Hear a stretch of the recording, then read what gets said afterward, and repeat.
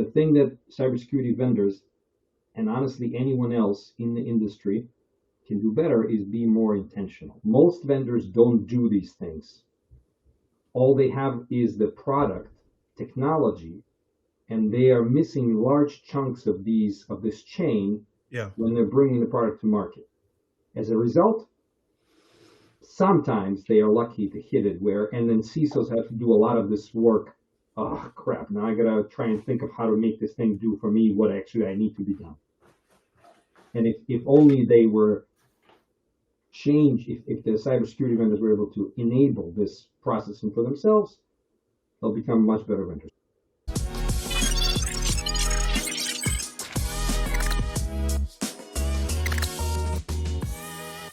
All right, everybody, welcome back to the Identity Jedi Show. We are back with another special guest because this is all we do is we interview special people in this podcast because we're all special people. I'm your host, David Lee, co-host Samir. Samir, how you doing, man? I'm doing okay. I don't know why I don't say I do well. I'm doing well because I think it's just mornings. I'm not a morning person, so every time we do a podcast in the morning, I'm like, doing okay, man. You know, I should have been a call center agent in India working nights. You know, I'd be great at that. So yeah, but I'm doing okay. I had my coffee, so I'm okay. There you go. You know, for you coffee drinkers, sometimes that's all you need. I'm not a coffee guy myself, so I just wake up in the morning and I go work out, so then I feel better. So. Tell my wife that. She'll tell me to do that. I'm not doing that. Okay. I'll keep it to myself. I promise. Yeah, nobody's ever going to see this anyway, so it doesn't matter. We want to welcome to our show this week, Dmitry. Dmitry, I've been excited to have this and have this conversation with you. But first of all, thank you for coming on the show. Thanks for coming in, just kind of sharing some of your expertise and spending this time with us. But for those that don't know who you are, because everybody should know you because you're infamous, give the people a little bit about an introduction about yourself, what you've been doing the last couple of years and what you're most excited about. Sure. Thank you for having me on. Thank you, David. Thank you, Samir. Dmitry Sokolovsky. I am a transformational CISO at heart. Just in July, I finished one 5-year gig. This Monday, starting another. Hopefully 5 or more years. We'll see how it goes. Prior to that, 11 years at CyberArk Software, implementation, incident response, just helping build up the company and go through the IPO. And prior to that, another 10 or so years in general IT. Starting in 2012, after I got my CISSP, I also started mentoring and teaching for SANS. I was on a path to become a certified instructor, but COVID hit, so that got slowed down. And starting around 2018, started advising startups. I think I'm either on 5 or 6 boards right now. Excuse me. And 2 successful exits, 4 successful funding rounds, the CyberArk IPO. I had a little bit to do with as well, and teaching cybersecurity vendors on how to be better cybersecurity vendors, audience first as a lead instructor and principal advisor. So that's me. So pretty much what you're saying is anything you touch just turns to gold. That's what I'm hearing, right? Like this is something we need to relate to my wife, but I do believe so. All right, so there you have it. For those of you that are listening or watching this, just knowing Dmitry alone, there you go. We've already made your day that much better. You guys are really turning into gold. I mean, look at Samir. He looks better. He sounds better. See the gold behind me. So, yeah, man, I wanted to dive into a couple of topics, this episode, but specifically the first one that I find interesting is, your feelings on like how cybersecurity vendors, right, can work better with CISOs and actually be better cybersecurity vendors. I want to get your opinions on that, and let's dive into that first. Sure. Until probably, let's say 6 to 9 months ago, my answer would have been fairly operational and tactical in nature, maybe somewhat strategic. Today, as I've been doing this work and sort of doing a lot of work on myself, I'm starting to get some additional layers of strategic thinking here. And I'll start with that right now. The thing that cybersecurity vendors, and honestly anyone else in the industry, can do better is be more intentional about what they're doing. Shockingly, that is also a recipe for success across anything in life. Be more intentional. But people may not understand what that means. What does it mean to be intentional? being intentional, in a nutshell, to me right now, and I say that because I'm really in the beginning of the self-awareness and self-realization journey. But to me right now, being intentional means consciously processing what I'm trying to do and why. And so if I put myself in a cybersecurity vendor's shoes, and by the way, that flow of who am I is the starting point of being intentional. The first question you ask yourself is, who am I? You could be a father, you could be a husband, you could be a cybersecurity vendor, you could be a president of the United States. That description brings with it a whole set of metadata. For us IT folks, that makes sense, right? Secondary pieces of data that comes along and is used to describe and understand different components of this thing. So again, as a husband or a father, I have certain requirements, capabilities, resources, and just like a cybersecurity vendor, I have that same set of things. So first question to answer is, who am I? The second question is, where am I or when am I? It's kind of a combined piece. Why? Because we need to understand the context.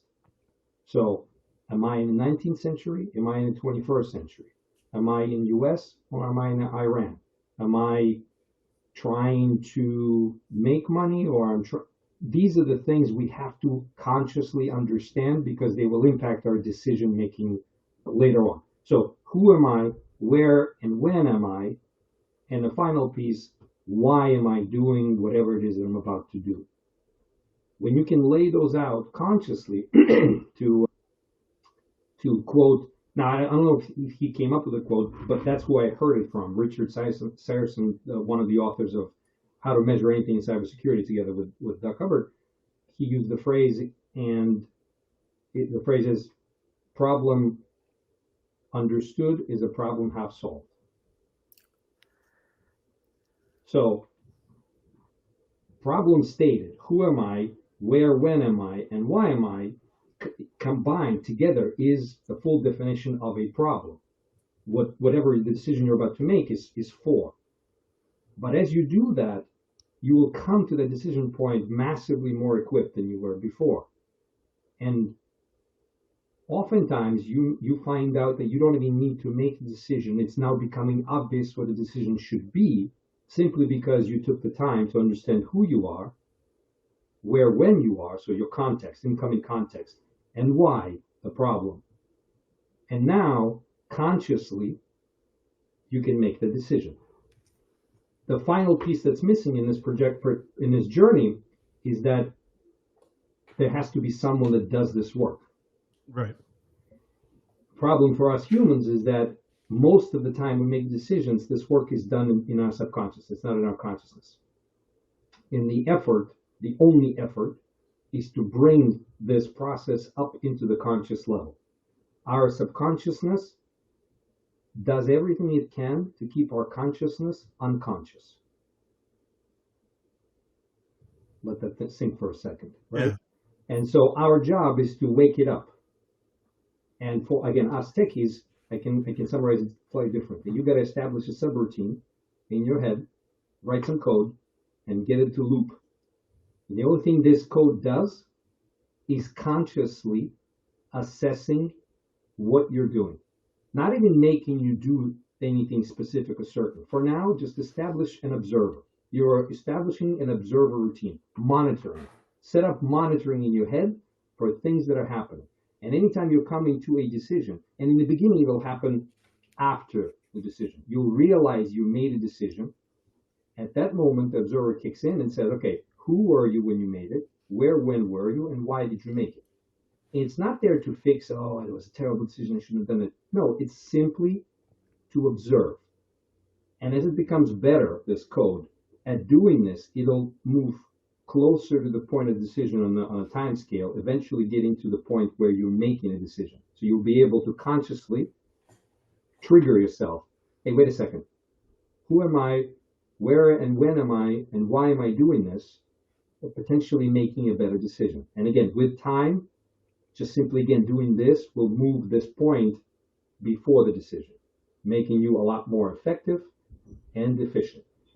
Bringing it back to cybersecurity vendors, most vendors don't do these things.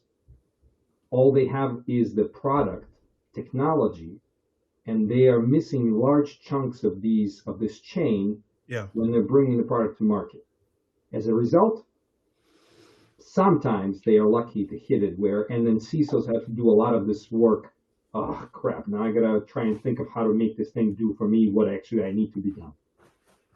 And if only they were if the cybersecurity vendors were able to enable this processing for themselves, they'll become much better vendors. So in audience first and in most of my advisory practices, this is what I try to do, to get them to do. I try them to become more intentional in what they're doing.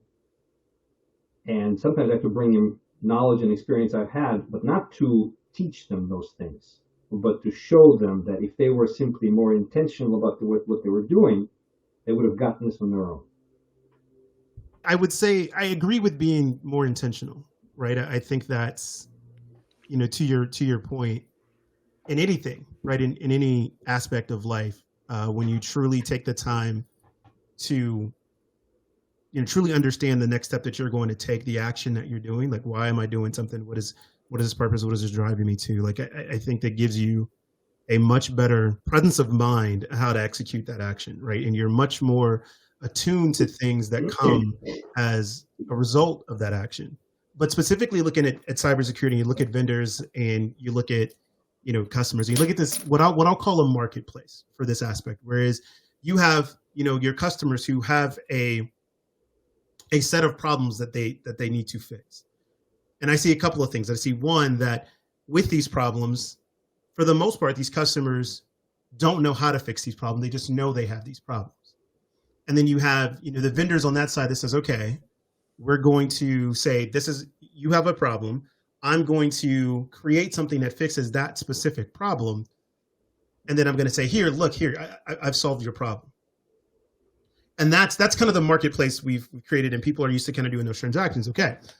What we've seen with, I would say, cybersecurity in a whole, but specifically I can talk to this identity because I've been a part of it. But what we've seen is that when you start to get in there, you realize okay, this problem that I thought that I had, both from the customer side and the vendor side, the customer's like, this problem that I thought I had, I'm really finding out it's all of this. Like, I thought, to put it in really simple terms, I thought I had a stability problem with the framework of my house. So I thought I had to redo the foundation. No, turns out I got termites. Right. So like putting new wood into the house isn't going to fix it because I got to get rid of the termites. Because if I put in new wood, then the termites are going to eat that wood. And then I still have the same problem. It's like, okay, well, then how do I fix termites? Oh, well, now I've got to go find out where the termites are. Now I've got to go get it, and bring in the big freaking tent thing and get rid of the termites and then get rid of the dead wood and put all that. Like, it's a lot more steps than what I thought it was. Right.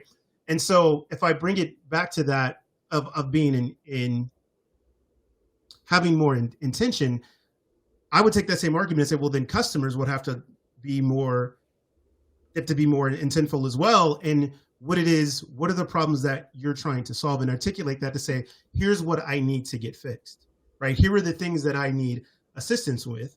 Because if I tell you as a customer, I have this problem, then as a vendor, they're going to go, okay, well, then I'm going to respond to the problem. And then you get two sides trying to solve something that still doesn't give a solution. So how much of my question, long-winded as it was, how much of this do you see that on the customer side that they have some work to do? Or do you feel like it's all on the vendor side, which is your opinion? So we'll see. So I'm happy I came to this podcast. You guys have some interesting ways to look at things. So first of all, I think you're absolutely right in your observation. I would change your example slightly. Instead of it being a termite, I would say your house got torn down by a tornado. Your wooden house got torn down by a tornado. And now the problem is that you have nowhere to live. So the solution is to build a new house. The tornadoes disappear? They didn't. You're still in a tornado valley. Right. So if we simply rebuild the house the way that it was, nothing has changed aside from the fact that you now have somewhere to live until the next tornado. To your point, what does the customer want? Does the customer want to live tomorrow? Or does the customer want to live here for the next 100 years?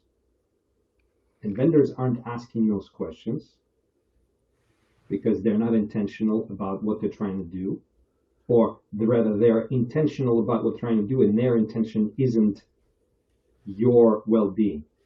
Their intention is to make money on you, which is something we can live with as long as everyone is aware that that is the intention of the vendor. Customers are not being intentional in their problem assessment either, and they're not being intentional in their search for the potential solution because they don't know what their goals are long term. They're not being intentional about their planning, their long-term planning. Almost no one is good at that, from governments to small companies to everyone in between. We as regular people have a very hard time. If I ask Samir where he's going to be 10 years from now, he'll have no idea. He'll hope he'll has an idea based on where he is now. But that's not intentional. That is, if nothing changes, I'll be here. Right. But what will change? Well, hopefully nothing change. So is your intention for nothing to change? No, my intention is to improve my life. Well, what are you planning to do about that? What do you intend to do about that? Well, I don't know what I've been doing so far. I've been doing okay so far. So you'll be where you are now because you're not changing what you're doing. Why would you change it? Because your goals are different. Do you know your goals? Most people will not be able to tell you what their goals are for the next 25 years. And I don't mean like retire, that's a goal. No, I mean specifically where, with whom, what house, what are you going to need to have? The financial planning that we love to not talk about. It's just an example of that, and it's a very surface level. Yeah. So all of those things are problems at a human level, which then just bubble up to a business actually have less attention dedicated there. What can vendors do about this? The vendors can get more intentional about it. And again, this is when I advise my startups, I try to get them to do this as well. I ask them to guide the customer. I ask them to consider me someone that needs guidance, not just the solution to a problem, but guidance in planning. Give me a higher level view. You guys are familiar with Ross Halleluch. He has a blog. He writes about David. You will enjoy his writing. Okay. He's got a similar mind. Let me rephrase it. I have a similar mind, I think, to his. I like what he writes. I like how he thinks. Ironically, we come from similar backgrounds culturally, and that may be why. But one of his recent blogs was about startups, different types of startups, in the context of venture capital and fees and investment. And he separates startups into types, and there's a type he calls I think something like a project, or basically a solution to a problem that's a very specific and would only take a project to get implemented, versus companies that think higher level and are more like program change or a whole industry flip. And those are obviously much longer cycles and things get implemented. So those second ones are actually intending to change more than just this one thing. And they're intending for a bigger change than just a project. And I think you need both.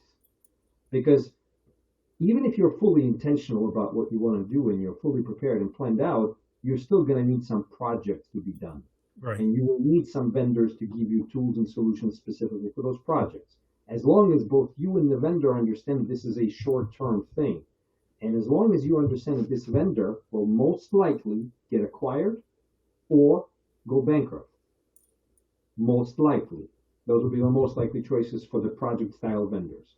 The program-style vendors may become a point of aggregation for a number of project vendors, might get acquired by a monster like a Cisco or Palo Alto, or it might become a monster if it survives long enough, like Netscope, for example. And I didn't dive into the specific histories, but I think this is approximately where they're placed. So this understanding is starting to happen. VCs and PEs are starting to, these guys are actually a good example of that. They're recent, they're out of Boston, venture guys, but their approach to investment in seed startups is oriented at longer term planning and understanding. They're not just looking to invest in a startup, they're looking to invest in a startup, understand how it can be improved, and then helping it improve. It's a sort of like an ongoing incubator throughout the life cycle of the company. Right. So VCs and PEs are starting to get it as well. They're starting to recognize that that's where the money really is. In fact, they're starting to understand that that's where security for their money is. It's a small investment to make in the well-being of the company, whether it needs to be, because then you'll recognize much quicker when you're in it, trying to improve that this is actually a project startup versus a program startup, and different types of people are necessary, different types of resources are necessary, different cadence, different expectations, everything is different. And you can be intentional at both of those, as long as you know what you're planning for and what the end result is going to be. So the thing that vendors can do to help us, the customers, is bringing this intentional approach to the product in form of guidance. You're doing this, whatever it is you're doing, identity access management, improvement, filtering, log, whatever it is, because of this bigger, broader, wider issue. Right. And even if we're not helping you solve this bigger, broader, wider issue, we're going to guide you to what you should understand about it long term. And it should be in the UI of your product, it should be in the UX of your product, it should be an underlying infrastructure framework of your product, it should be in everything you're doing with your product. Marketing, sales, product development, product management, support, everything should account for this understanding. And many startups, many cybersecurity vendors, even that are not startups, are still not getting this. And we could do better here. Yeah. And I'd say the disheartening part when you look at it is that we don't see a lot of change. You say you don't see them getting it because we're seeing those efforts still be rewarded, right? So without intention, even though sometimes, and if we look at the stats, maybe you could kind of filter it out and say, well, they got lucky. But enough of those still happen to where it's like, okay, well, they didn't do any of these things, but they still got this, and it was successful, right? And you still kind of see this rewarding of bad behavior, like continue to happen both on the customer's part and the vendor's part. In the fact that like, hey, yeah, I'm not really thinking about this. I'm going to sell you this product. It kind of does this. And then I'll sell it to you. You buy it. Customer goes, oh, this isn't quite what I want. I want this or whatever. And we got seduced in this world of tech, the fact that we can fix it, right? On the fly. Like it doesn't. So I could deliver something to you today, Dmitry, and you're like, this is shit, David. This is dog shit. Doesn't do this. Doesn't do this. I was like, okay, great. So I'm taking in your input, and then I'm working my devs 50 hours a freaking week, 80 hours a week. And then in 2 weeks, I turn around and now it's 10% better than what it was. And I fixed this problem. Then I put this fire out. And then but by doing that, what can I do? I can then take that and I can measure it out. I know how much churn it takes for me to go get that feature out. I know how long it takes me to get that feature out. I know what features, got you to be satisfied, and I can tie that to the amount that I paid you or that you paid me, that I can turn around and do that to the same customer. And so now it all becomes like numbers, dollar signs and numbers, and that flows all the way back up to the VCs for how they value when they look at a business, right? Like talking to these VCs, the first thing they talk to their startups is like, where are you at? What do they want to get to? ARR, MRR. How are you going to get to that? How are you going to establish product market fit to do this, right? Go get 5 customers, go get 10 customers. Let me see that this thing is actually going. Why? Not because they give a shit about the actual company and what it's solving. It's because I got to be able to see this equation so I can start to see my flywheel go that goes, okay, if you do X and you get Y, which is X is you deliver this product and you sell it for $5 and then you make 10, and I can scale that repeatedly. Okay, therefore, then if I put in this, whatever, $5 million, I can then therefore say in 5 years, I can get my whatever, hundreds of millions and billions of dollars or whatever, because I got to get my return back to my partners, right? So there's all of this there, right? And so while I agree that the long-term bet, and it's interesting, I will look at those guys that you talk about from Boston, because as I've looked at this and I've had thoughts of, I'm the type of person that, a little crazy. I've always been a little different, right? I've always thought out like past where I want to be 10, 15. I was a kid at 12 years old that had a 15-year plan, right? That was just, And I didn't think it was, that was just like, these are the things I want to do. How am I going to get there? Like work backwards or whatever. Right. You know, so I've looked at this and I've looked at these areas of where I feel like, one, we need to have like real change. And one of these is in how we fund and push into these companies. Like what does a company really need in the beginning? Like, so I love where you're going, because I think it's that, like, what you want to do is, if you find 3 or 4 people, whoever those people are, they have an idea and they want to cultivate that idea, right? And like anything else, like if you're going to plant a garden or anything else, is like, okay, now that you have the idea, now I got to give it something to feed on. I got to feed the idea, right? Okay, keep working on it, keep feeding this idea. And now what I'm going to do is, I did that, and I'll give the analogy, like if I made a little garden. So first I just took 2 little plots of land and I put flowers in there. And it's like, oh, well, I need dirt, I need fertilizer, cool, whatever. And this is growing. I'm like, oh shit, the idea is growing. And my plants are growing. Hold on. Yeah. That is a sucky garden. 2 flowers. It is, right? It's a sucky garden, because I'm just starting. I'm just like, I just had the idea. I want to plant some flowers, right?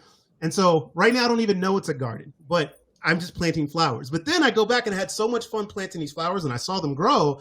Now I'm like, oh shit, I want a garden.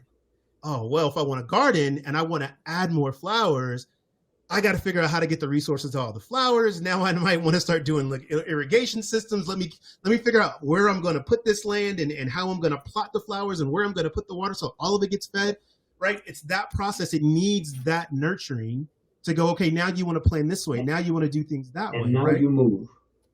Right. And you're going to make another garden. How would you then go about making this other garden? Differently than the first time around? Would you start with irrigation this time around?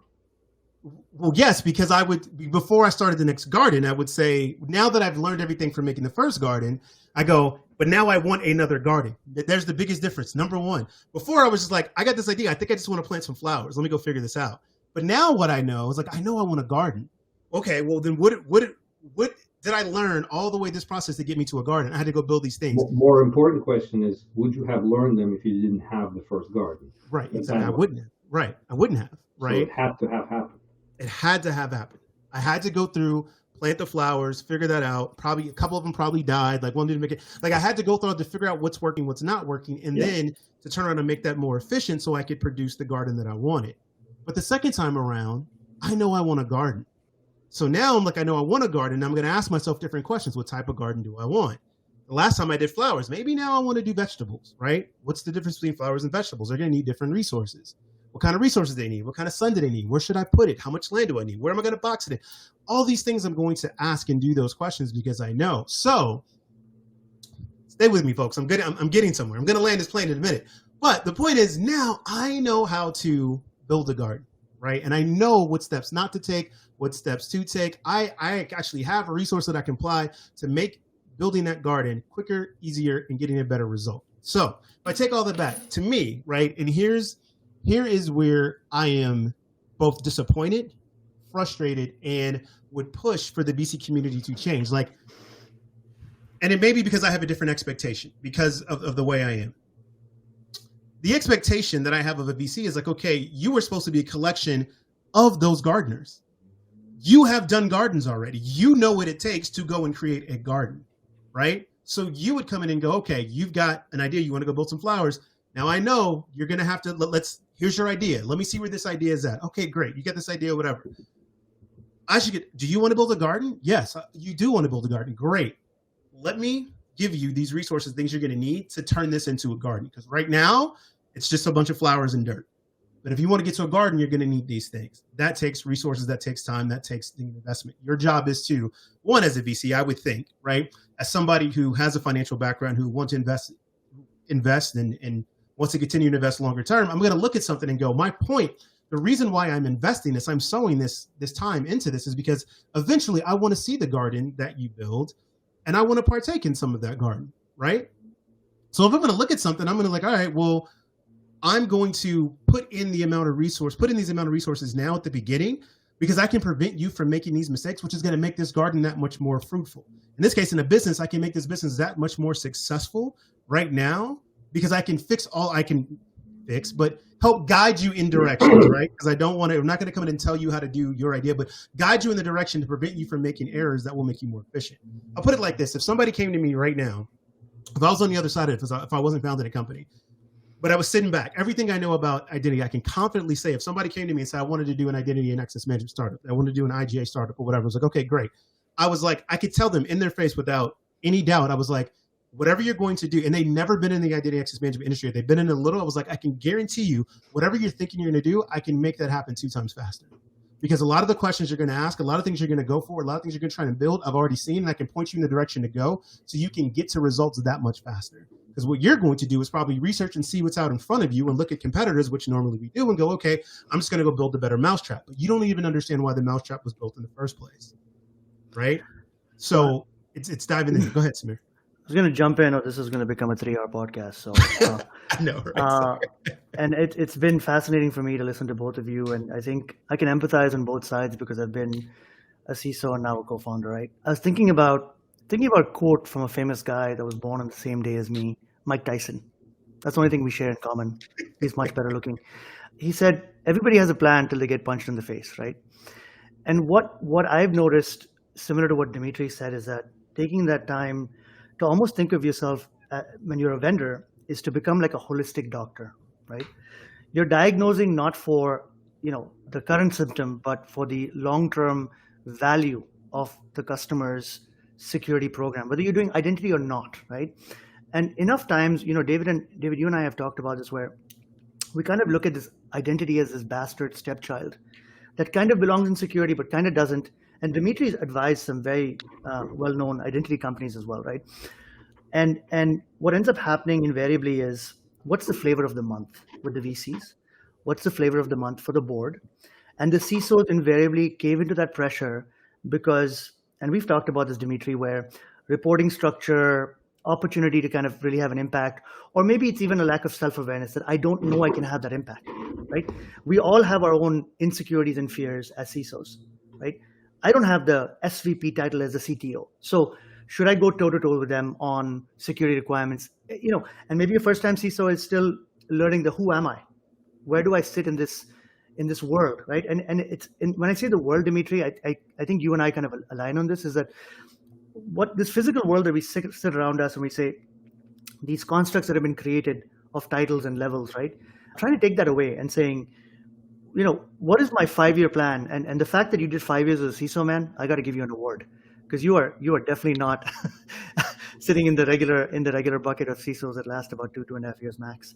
So I think of as product vendors, solution vendors, etc., is really being that holistic doctor who is looking at the patient holistically, asking the right questions, and then thinking about the journey as they build it out, right? And taking a little bit of a selfless approach. And I know it's very hard, guys. And I know I argue with my co-founder about this all the time because he's a multi-time, kind of entrepreneur who's had exits, etc. We tend to march to the beat of what does the VC want us to say in that deck to get that $5, $10, $15 million, right? We want to march to the deck of the mindset of what is that sophisticated enterprise with a world famous CISO going to go tell everybody else that they're building the next IGA for LLMs, right? I'm using a term now, I'm just making stuff up. And versus to Dmitry's point, when I've talked to him about this, is very much been, are you able to take your customer on the journey of risk, right? And a business risk, because you want to empower them to become more powerful with the right terminology for them to be in their organization. And for me, that's taking a vitamin, not a pill, right? Like a pill meaning, a headache pill, right? Or Tylenol. The problem is, Dmitry, I've actually been in VC meetings where VCs have said to me, you're building a really good vitamin. And, I need you to build something that's going to be, a hair on fire problem solver, right? Oh, supply chain is hot. Why aren't you building something there, Samir, right? And so part of us being able to even talk to VCs about this stuff, and I think Adam Newman did a great job with this in WeWork, right? We all shoot him down and say he's horrible this and he didn't do this and he was unethical, whatever. But he did a great job of talking about the future, right? And saying it seems like a vitamin right now where I can work from home once and work from a co-working space. And maybe he saw the future before a lot of us did, but he gave them the journey of commuting problems, of sitting in a train or a tram or stuck in traffic in LA. And why would people want to be in different locations in 7 different WeWorks, 7 days of the week, right? And a lot of people didn't buy it, right? Let's be honest. And the company didn't have a great exit or hasn't had a great exit. But the truth is, he did go after a systemic issue in our society around infrastructure, right? And so when I talk to David and I talk to you, Dmitry, and I've talked to you both individually and now on this call, I think you both are actually saying the same thing, right? Solve real problems, take them on journeys, right? Become not just a trusted partner. I love this whole like, become a field CISO and become a trusted partner. A field CISO reports the sales half the time and doesn't sell, right? But putting yourself, empathizing, internalizing and empathizing, and I know we're becoming a little bit, almost sacrilegious here or religious here, is that it's not just about 5 minutes of meditation a day. It's about, I'm intentionally going to think about this in a way that solves real problems, not wants, but needs, and then being a part of that journey and then letting, to some extent, the problem or the holistic problem drive your journey of your product roadmap, right? Instead of stepping back and saying, I'm so smart and I know everything and I saw all the latest attacks. I know, Dmitry, you want to jump in and you probably will correct me on a few things, but please, I love having these dialogues with you, so please jump in. I love the analogies that we're coming up with. First to David, without this process, pain, and errors, we cannot get better. The thing Samir just mentioned about WeWork is an indicative of that. Simply telling people the truth is not going to make them believe the truth. So simply giving people a piece of knowledge doesn't make them believe it, even if it's fully logical and supported with evidence. People believe only when they understand, not when they know. Knowing and understanding are very different things. Knowing is in your subconsciousness. It's in your data stack. Understanding means processing the knowledge, which is where intentional approach comes in as well. Yeah. So the garden analogy is a good one, but you're not raising flowers. Because if you were raising flowers, the assumption is you're going to keep maintaining them for the duration of their life and then raise new ones. But that's not what VCs are for. VCs are raising kids. Maybe a better analogy. They're getting into a point where the kids should be able to not only operate on their own, but eventually become a productive member of the society and benefit the society. We need both. We need the immediate project hair on fire solutions, Samir, that you mentioned. We need those. We need them today. But they can be tied into the overall flow of the long-term movement. VCs, in fact, already do have types of portfolio separation, right? They have the hair and fire short-term cycle startups, probably 67%, I don't know if I were to guess. And the rest, so like, 6 or 7 of those to 2 or 3 of the long-term cycle companies. And some are starting to understand that there is more money in much more guiding approach throughout the life of a child than simply providing irrigation and hoping they'll survive. It's like getting kids to, 7 or 11 years old, whatever they're physically able to sustain themselves, and letting them out. Maybe some will survive, some will not. Oh well. But that doesn't have a long-term plan in mind, to your point. And we need VCs and so on to understand this. But we can't tell them. Telling them will not make them understand. These guys understood because they've gone through the cycle once. The managing partner for this was managing partner for Bain Capital first. So that's a bit of a garden raising experience. Decades of it. At the end of which he says, wait a second. The reason why he got this thought is because he's being intentional about his work, understands where this is going, and is driven by market forces. the definition of market forces. The market force is the strongest force we have on this planet today. No other force is stronger than market forces. The only one that comes is religion.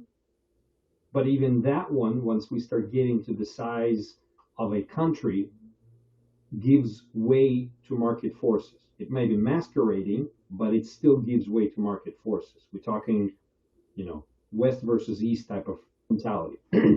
We need market forces to fix this problem for us, because we can't simply tell it to be fixed. It has to be understood, therefore lived through, experienced, and driven by such a force that won't let it stop. And that's exactly what's happening right now. The venture guys of the world, some of the like Team8 in Israel, I know is trying to move in that direction. They're sure they will be falling backwards on their trail a little bit here and there, but that's expected. Kids will fall. In many ways, these VCs and PEs are kids in their own right, and they're growing right now through this progression. They have to get through it, and so I understand, David, your concern with VCs and what you want them to become. And Samir, I get what the VCs are asking for. But that's not a bad thing. It's not a symptom. It's an indicator of market forces at play. It's on us, the people that understand the long-term progression, to provide this data and continue educating calmly, explaining, just like you would with kids. That's the only way. That is the only way. That's why I don't have kids. This is the only way this is going to work long term. Bring intentional intent, conscious intent, understanding long-term progression, and explaining it to others over and over and over and over and over. I can keep going until the end of the podcast, and over again. And that's why podcasts like this are super important. That's why having these conversations with anyone who will listen is important. That's why going to every one of these conventions is important. That's why supporting it anywhere you see it, in any way you can, is important. And in most ways is also going to ensure that our way of life as a civilization, Western way of life, logic-based, law-based, human life-centric, is going to win long-term. Creativity. David, I was going to say this about you. I don't know who your parents, I don't know how you grew up, but however that was, your curiosity was not killed. Samir, similar. Your curiosity is still in you. Curiosity is what drives intention. Curiosity is what drives long-term planning. Curiosity is what drives creativity. Evolution. All of it is driven by curiosity. It can either be killed in a childhood or not. The startup founders are all very curious. The VCs are curious. They're all curious. And we can feed the curiosity and get it up to the intentional, conscious level. That's our job, whether we like it or not. We've been put here at this time with these tools, with these capabilities and experience so that we can do this. Educate enough people and let the market forces take over. This is the freaking best podcast ever. I don't care what anybody says. This is dude, seriously, right? Existential conversations here. But I mean, listen, and we'll wrap up here because we're going an hour. But I there's like 3 more podcasts we could have, dude. There's so many. But I love these conversations. Like, this is what, like, people that really know me know, like, this is, I would say, like, the inner circle have had a chance to kind of really hang out with me. Like, this is the shit I do all the time. Like, these are the conversations I have, and I love it, right? Like, it's like truly like just connecting with somebody else and going through different perspectives and learning and going back and forth. Did you know this was your meaning of life? Kind of.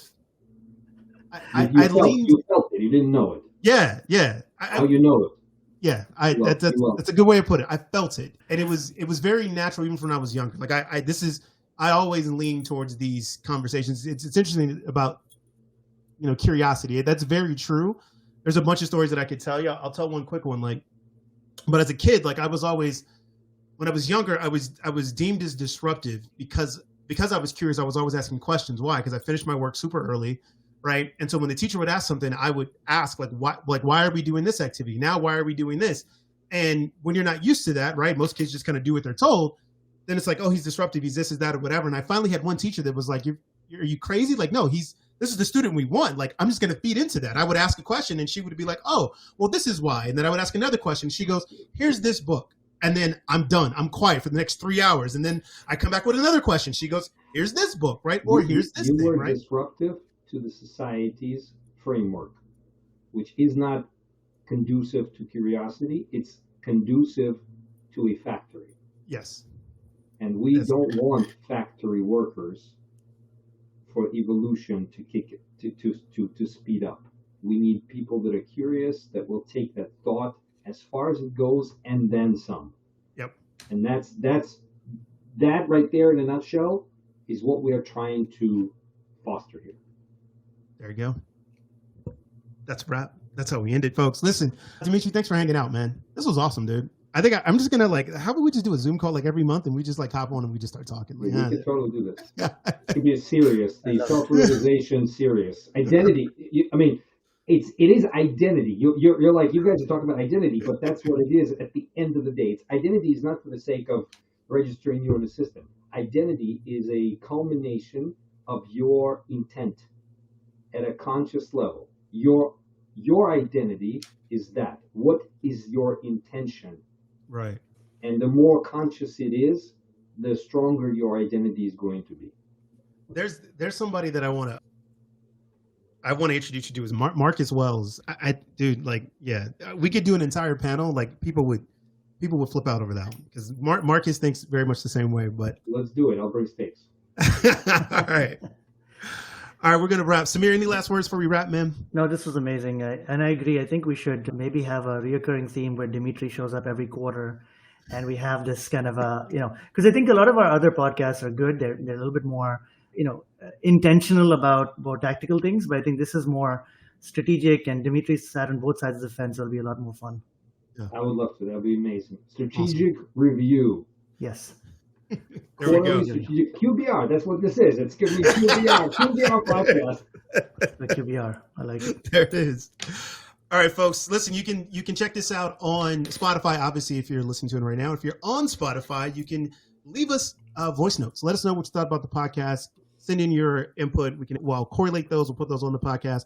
We're also on any podcast platform that you have, Apple Podcasts, Google Cast, Pocket Cast, whatever they all are. I was looking at the stats the other day. Most of you listen on Apple Podcasts. That's awesome. But for you Spotify listeners, we got special stuff for you.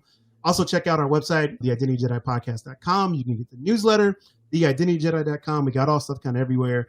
But until next time, you guys know what it is. Be good to each other, be kind to each other, love each other. We will see you guys next time.